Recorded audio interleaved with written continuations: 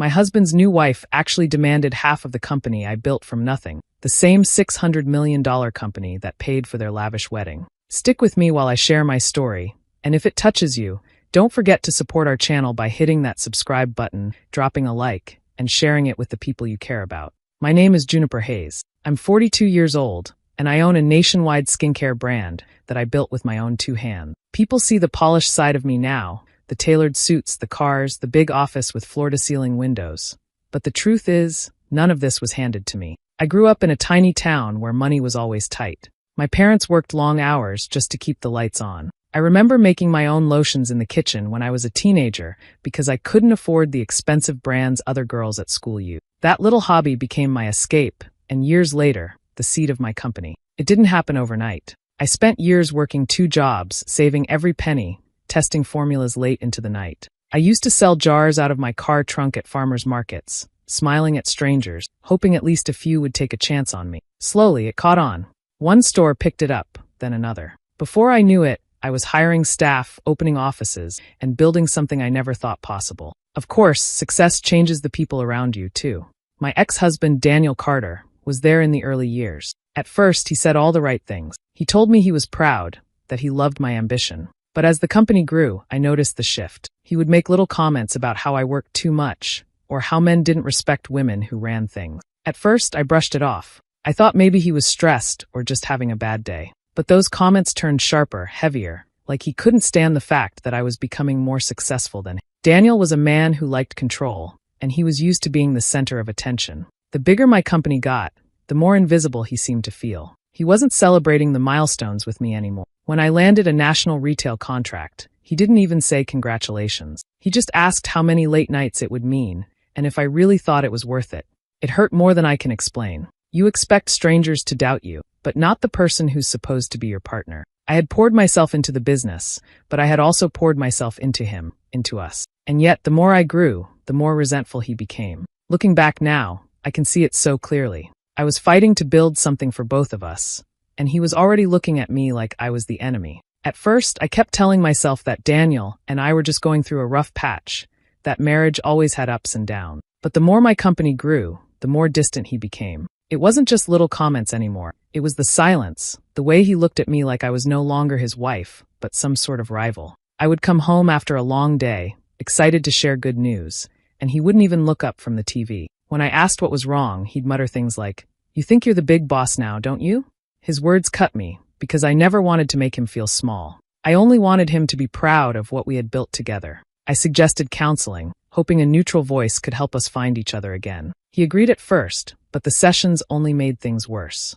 The therapist would ask him how he felt about my success, and he would say things like, "She doesn't need me anymore," or, "She's married to her business, not me." No matter how much I tried to reassure him, he just grew colder. Sometimes, during those sessions, I'd catch him staring at me with a look that was half anger, half something else I couldn't even name. We kept going for a few months, but eventually he stopped showing up. I was left sitting in that office alone, talking to a stranger about a marriage that already felt like it was slipping through my fingers. At home, the warmth was gone. We barely spoke at dinner, barely touched each other in bed. I kept reaching for him, and he kept pulling further away. He started spending more nights out, claiming he was with friends or working late. I wanted to believe him. I told myself not to get paranoid, that suspicion would only ruin what little we had left. But deep down, I already knew something was wrong. I just didn't know who she was yet. Her name was Lara Brooks, 28 years old, beautiful in the kind of way that turns heads instantly, with a laugh that sounded sweet but never reached her eyes. People later told me she had a reputation, someone who always dated wealthy men, always aiming higher, always moving on when the money ran dry. At the time, though, all I knew was that my husband had found someone else to give his attention to, while I was at home trying to keep our life together. He thought he was being careful, sneaking around, deleting messages, inventing late-night excuses. But he underestimated me. I could feel it in the way he came home smelling of perfume that wasn't mine, in the sudden change in his clothes, his energy. I may not have had proof yet, but my heart already knew the truth. Daniel had chosen Lara over me. And with that choice, everything I had fought so hard to protect, our marriage, our trust, our love, was already broken. I wasn't looking for proof. I wanted so badly to be wrong about Daniel, to believe that I was only imagining the distance between us. But the truth has a way of showing itself, and when it finally did, it hit me like a punch in the stomach. One morning, while going through my company's financial reports, I noticed a charge that didn't make sense. It wasn't unusual for me to review expenses myself, even with a finance team, because the company was my life's work. This particular charge stood out: a 5-star resort in Miami, the kind of place that costs thousands a night. The booking had been made with one of the company cards tied to Daniel's name. My heart stopped. He had no reason to be at that resort, no business there. I stared at the receipt for a long time, trying to tell myself there had to be an explanation. A business trip, maybe? A mistake. But I knew Daniel. He wasn't careful, and he was never smart enough to cover his tracks. With shaking hands, I called the hotel, pretending to be confirming a reservation. The woman at the desk cheerfully told me Mr. Carter and Ms. Brooks had already checked out. Ms. Brooks. That was the first time I heard her name connected to him. The room spun. My husband, the man I had sacrificed sleep and years for, had used my company's money to take another woman on vacation. It wasn't just betrayal, it was humiliation. He hadn't even cared enough to hide it properly. That night, I didn't confront him. I couldn't. I sat in silence at the kitchen table while he came home whistling, as if nothing had happened. I looked at him and saw a stranger. Whatever love I had been clinging to was gone. All that remained was a cold, hollow space where our marriage used to be. The next morning, I called my lawyer. There was no screaming, no fight. Just a quiet, devastating decision. I filed for divorce. Daniel was shocked at first, pretending he didn't understand why. But when the evidence was laid out, he didn't bother denying it. He smirked, as if daring me to push him harder. I wanted the process over quickly. I didn't care about punishing him in court or dragging it out for months. I gave him a generous settlement, far more than he deserved, just to be free of him. People told me I was crazy to give away that much, but I didn't want his shadow hanging over my success any longer. The money was nothing compared to my peace. It should have ended there. But Daniel wasted no time showing me just how cruel he could be. Within months, he married her, Lara. Their wedding was extravagant, dripping with luxury, and every detail was splashed across local gossip columns. Friends sent me photos without thinking, of him in a tuxedo, of her in a diamond-covered gown, smiling like she had won the lottery. They didn't hide. They flaunted everything. Lara clung to him at parties, flashing rings and designer clothes, acting as if she had been part of his life all along. Daniel played the part of the successful man, even though the foundation of that life had been built on my back. It was betrayal layered with insult, and though I stayed silent, inside me something hardened. I had lost a husband, yes, but I refused to let him or his new wife take any more from me. The first letter came in a thick white envelope with heavy paper, the kind that immediately makes your stomach sink because you know it isn't good news. My assistant placed it on my desk with a nervous look, and as soon as I saw the law firm's name printed across the top, I felt my chest tighten. Inside was a legal notice stating that Lara Brooks, my ex-husband's new wife, was filing a claim for half of my company. Half, not a dime less.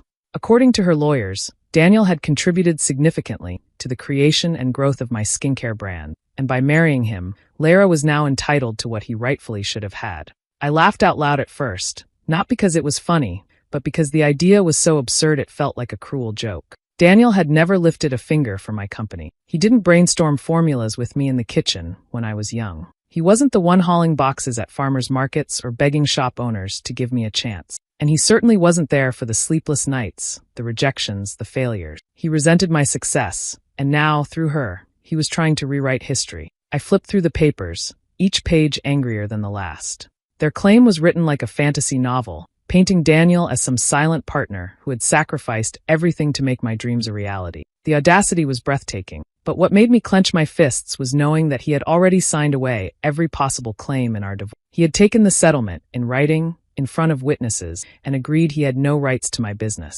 Lara didn't care about facts. She cared about money. A week later, she made it personal. I was leaving a meeting downtown when she appeared outside the building, standing there like she'd been waiting. She looked polished and smug, her expensive heels clicking against the pavement as she approached me. People passed us on the sidewalk, and she smiled as though this was a casual chat between acquaintances. "You know," she said smoothly, "this empire of yours should have been ours. Mine and Daniel's.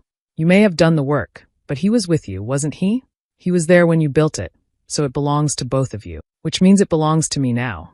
I stood frozen for a moment, staring at her. She spoke with such confidence, like she truly believed she was entitled to tear apart what I had poured my soul into. "You're delusional," I finally said, my voice low. Her smile widened, and she leaned in close enough that only I could hear. "I don't need you to like it.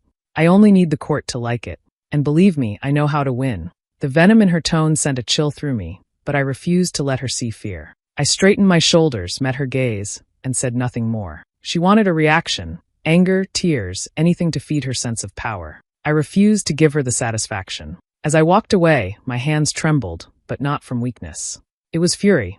Lara thought she could bully me into surrendering the very thing I had built from nothing. She thought she could twist my past with Daniel into some kind of golden ticket for herself. But she didn't know me. I had built this company through rejection, through hardship, through people telling me I wasn't enough. And if she believed I would hand it over just because she stamped her name on a legal document, then she had no idea the kind of fight she had just started. It happened on a quiet Tuesday morning, the kind where nothing feels unusual until suddenly everything does. I was reviewing company statements like I often did when I spotted a charge that froze me in place. It wasn't a business expense, not even close. It was for a luxury resort, the type of place known for champagne on the balcony and private pools. The card used for the booking was in Daniel's name. At first, I tried to make sense of it. Maybe he had gone with friends, maybe there was some mistake, maybe, but deep down I knew better. Daniel had been distant for months, and this wasn't the kind of expense someone could brush off as an accident. My stomach twisted as I picked up the phone and called the resort, pretending to confirm a reservation. The cheerful woman on the other end told me Mr. Carter and Ms. Lara Brooks had enjoyed their stay and checked out the week before. She said the name like it was nothing, but to me, it was the sound of my world breaking apart. I hung up and just sat there numb. All those late nights I had been working, all the times I told myself he was only stressed, he had been with her, using my company's money to play house with another woman. It wasn't just betrayal. It was a deep, cutting disrespect I could never come back from. When Daniel came home that evening, I didn't scream or demand answers. I couldn't.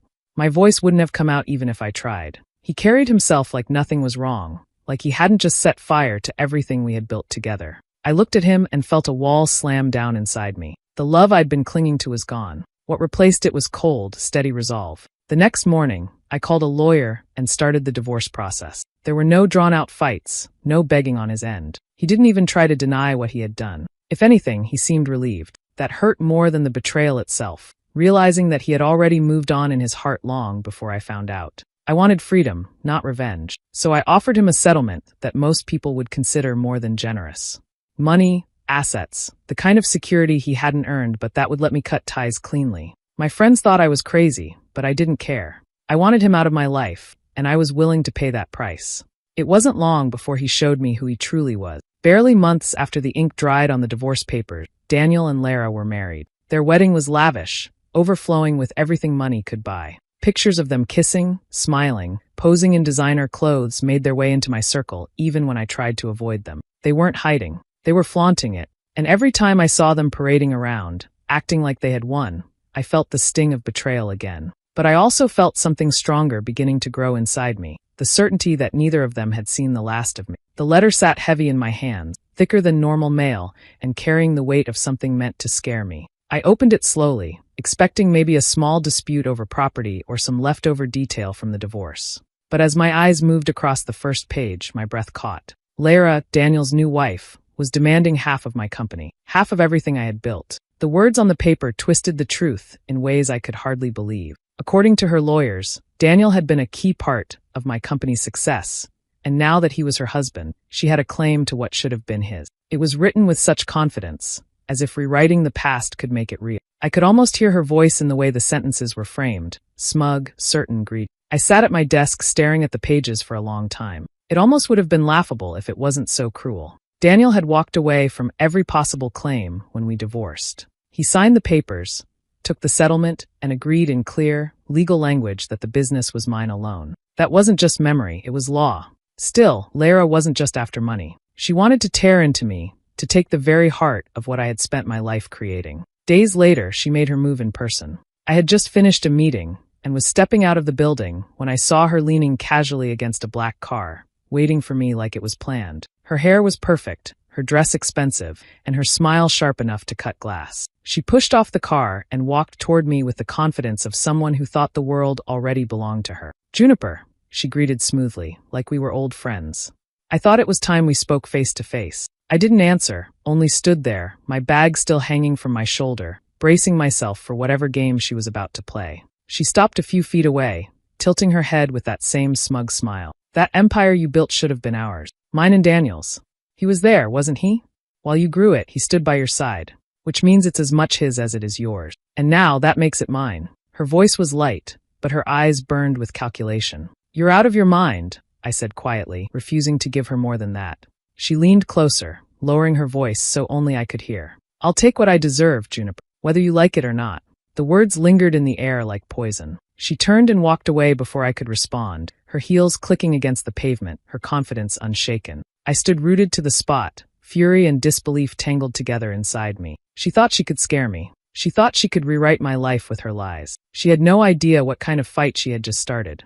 The morning after Lara's confrontation, I made a call that changed everything. I reached out to Michael Harris, a well-known attorney who had a reputation for being sharp, calm, and ruthless when needed. When I explained the situation to him, he didn't laugh at the absurdity like I had expected. He simply said, "They're going to make this ugly, but if you want to fight, I'll make sure you win." That was all I needed to hear. The first weeks were brutal. Lara and Daniel's lawyers wasted no time building their case. They painted a picture of Daniel as some silent partner, claiming that my company would have never succeeded without his support. They suggested he had given me the stability and resources to chase my dream, as if my success was some gift he had handed me. Every page of their argument dripped with lies, and every time I read them, my blood boiled. Michael told me not to panic. He reminded me that emotion wouldn't win, but evidence would. So I went back into the records I had kept over the years. Old files, receipts from the days when I was mixing products at home, early tax returns showing the business had started years before Daniel ever showed interest.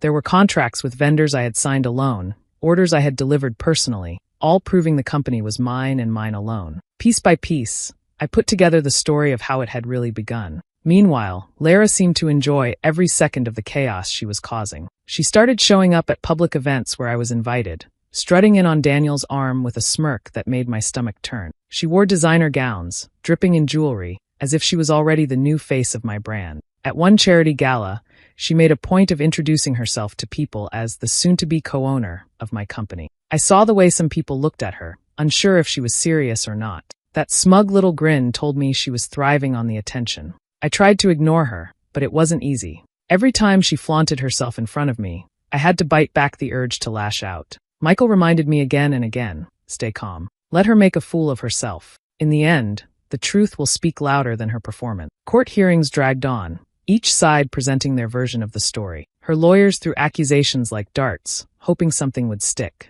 But each time, Michael would counter with hard evidence.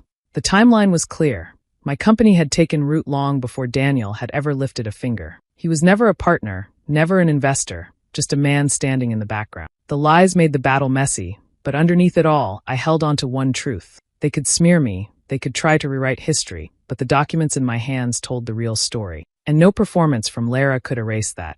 Michael was careful with his words when he first brought me the findings, but I could see the spark in his eyes. "We looked into Lara's past," he said, sliding a folder across the table. "And let's just say she's done this before." I opened the folder, unsure what to expect. Inside were documents, old court filings, and even newspaper clipping. As I read through them, the picture of who Lara really was became clear. She had a history of latching onto wealthy men, making herself indispensable for just long enough, and then tearing them apart when things soured. There was a businessman in Dallas who she had dated for less than a year. When they broke up, she claimed he had promised her financial support and dragged him into court. He paid her off quietly, likely to avoid bad press. Then there was an older man in Chicago, a real estate developer, who she sued for emotional damages after their split. That case didn't hold, but it still showed the same pattern: attach herself to money, then find a way to take a piece of it when she left. As I flipped through page after page, I couldn't help but shake my head. She was clever, I had to give her that. Each time she played the victim, used charm and carefully chosen words to make herself look like the one who had been wronged. And each time, she walked away richer than before. It wasn't about love. It wasn't even about Daniel. It was about greed, pure and simple. Michael leaned back in his chair, arms crossed. "She's a professional at that. Your ex isn't her first target, and he won't be her last. The difference now is the size of the prize. She's never gone after something this big before." I felt a chill run down my spine as I thought about it. For me, this wasn't just a personal attack. Lara had made a career out of preying on men with money, and now she had set her sights on me through Daniel. It wasn't about Daniel at all. It was about my company, the crown jewel she had been chasing from the start. The more I thought about it, the more my anger shifted into determination. Lara believed she could use the same tricks that had worked before. She thought I'd fold under pressure, that I'd hand over part of my empire just to make her go away. But I wasn't one of her ex-boyfriends, and this wasn't hush money. I closed the folder, pushing it back across the table. She picked the wrong person this time, I said quietly. Michael nodded. Good. Because she's about to find out you don't scare so easily. In that moment, I understood something important. This wasn't just about protecting myself anymore. It was about stopping her pattern, making sure she couldn't keep destroying lives for her own gain. Lara thought she was playing the same game she had always played, but I was ready to end it once and for all. I invited Daniel and Lara to dinner at an upscale restaurant downtown. The message I sent made it sound like I was ready to put everything behind us, that I was open to finding common ground. I knew that would tempt them. People like Lara can't resist the thought of someone giving in. Sure enough, they showed up right on time, dressed like they were attending a celebration rather than a serious discussion. The moment we sat down, Lara took control of the conversation. She ordered champagne, lifted her glass, and smiled at me as though she'd already won. It's nice to see you finally coming to terms with reality, she said smoothly. This company of yours, well, soon it'll be ours. I've already been thinking about changes I'll make once it's under my name. I kept my face neutral, even managed a small smile, though every word made me want to lash out. Hidden in my purse, my phone was recording. Every arrogant promise she made, every detail of her so-called vision for my company, was being captured in crystal clarity. Daniel barely spoke, letting her run the show. When he did open his mouth, it was only to agree with her or nod proudly, as if her words were gospel. Lara leaned closer to me across the table, her eyes glittering. You should be grateful, Juniper. Once I'm in charge, your brand will finally get the polish it's always needed. You built it, sure, but I'll perfect it. Her confidence was astonishing. She spoke openly about how she'd rebrand, how she'd push me aside but keep my name for marketing purposes. She even bragged about how easy it had been to spin the story that Daniel had been a key part of my success. I let her talk, offering little more than polite nod. Inside, though, I felt the weight of victory building. By the end of the night, she believed she had broken me. She toasted to new beginnings, her smile wide and triumphant. I raised my glass too, calm and gracious, letting her think she had won. What she didn't know was that every word out of her mouth was now evidence, proof of her greed, her lies, and her intent to steal what was never hers. I walked out of that restaurant with my head high, leaving them convinced I was surrendering. In truth, the real fight had only just begun. The courtroom was packed the morning the final hearing began. I sat beside Michael, calm on the outside though my heart pounded in my chest. Across the aisle, Lara looked polished and smug, dressed as if she were already the new face of my company. Daniel sat beside her, quiet but avoiding my eyes. Michael opened with the divorce settlement. He laid the papers neatly before the judge and explained in clear words that Daniel had signed away every possible claim to my business. His signature was there in black ink, with no room for argument. The judge read it carefully, then nodded, already seeing the truth. Next came the stack of files we had gathered about Lara's past. Michael walked the judge through each case, the businessman in Dallas, the real estate developer in Chicago, others in between. Each story was the same pattern, a wealthy man, a short romance, and a lawsuit that ended with money in her pocket. Murmurs rippled through the courtroom as the pattern became obvious. Lara shifted in her seat, her smile fading, but she kept her chin high like she still had control. Then Michael played the recording. The moment her voice filled the courtroom, bragging about how she would take over my company, the entire room seemed to shift. Every arrogant word she had spoken at that dinner poured from the speakers. Her plans to push me aside, her pride in twisting the truth, her confidence that the court would hand her everything. Lara's face turned red, her eyes flashing with panic. Daniel sank lower in his chair, his shoulders slumped as if the weight of it all had finally crushed him. When the recording ended, the judge looked directly at Lara. His voice was sharp, leaving no room for doubt. This claim is not only without merit, it borders on fraud. Consider yourself warned, Mrs. Carter. If I see anything like this again, you'll face more than just dismissal. With a single strike of his gavel, the case was over. My company was safe. The air left my lungs in relief I hadn't felt in months. Daniel looked broken, staring down at his hands as if the ground had swallowed him whole. Lara, on the other hand, sat rigid with fury, humiliated in front of everyone. For the first time since this nightmare began, I allowed myself a small smile. They had tried to take everything from me, and instead they lost it all. It didn't take long for their perfect picture to fall apart. After the court ruling, whispers spread fast, and people began to see Lara for who she truly was. The invitations to parties slowed, the smiles from her so-called friends grew tighter, and the attention she craved slipped away piece by piece. Without the promise of half my company, she had no reason to stay with Daniel. Their marriage crumbled almost overnight. Lara was gone within weeks, taking whatever jewelry and clothes she could carry. She didn't bother with a proper goodbye. She simply left him with debts, legal bills, and a reputation in ruin. The man who once strutted around on her arm now sat alone, broke and humiliated. Daniel tried to fix things at first. He called me, left messages, even showed up outside my office one morning, waiting like some desperate stranger. When I finally agreed to see him, he looked nothing like the man I had once loved. His suit was wrinkled, his face drawn, and the confidence he had worn for years was gone. He tried to smile, tried to remind me of the good times we once shared. Then, with a voice that cracked, he begged me to give him another chance. "Juniper," he said, "we can start over. I made mistakes, but I still love you. I need you." For a moment, I just stared at him. This was the man who had betrayed me, who had taken another woman on vacations with my money, who had stood beside her while she tried to steal my life's work. Now, stripped of everything, he was crawling back. I didn't raise my voice. I didn't cry. I simply looked him in the eye and said the words that had been waiting inside me for months. "I don't take back trash I've already thrown out." The color drained from his face. He opened his mouth to speak, but nothing came out. I turned and walked away, leaving him standing there, finally forced to live with the wreckage he had made. When the dust finally settled, I realized something important. Yes, I had lost a marriage, but what I gained was far more valuable. My freedom, my peace, and the chance to live on my own terms without being tied down by betrayal. For the first time in years, I woke up each morning without a weight on my chest. My company not only survived the chaos, it flourished. Clients admired the strength I showed in the face of public attacks, and partners trusted me more than ever. Sales grew, new opportunities opened, and I felt a pride deeper than anything I had known before. This wasn't just a business anymore. It was proof of my resilience, proof that no one could take away what I had built with my own two hands. But I knew my story couldn't just end with me. I had seen firsthand how dangerous it was to depend on someone else for financial stability. I remembered being a young woman with big dreams but no clear path, and I decided I wanted to change that for others. So I launched a program to help young women start their own businesses. Workshops, mentorships, small grants, all aimed at giving them independence so no one could ever hold power over their lives. Watching those women grow, seeing their ideas take shape and their confidence blossom, became one of the greatest joys of my life. It was more satisfying than any courtroom victory could ever be. My revenge wasn't just about defeating Lara or shutting Daniel down. My true revenge was thriving, expanding my empire, and using my success to open doors for others. Looking back, I realized betrayal had forced me to become stronger. Love had left, but strength, freedom, and vision had taken its place. That was the victory neither Daniel nor Lara could ever touch.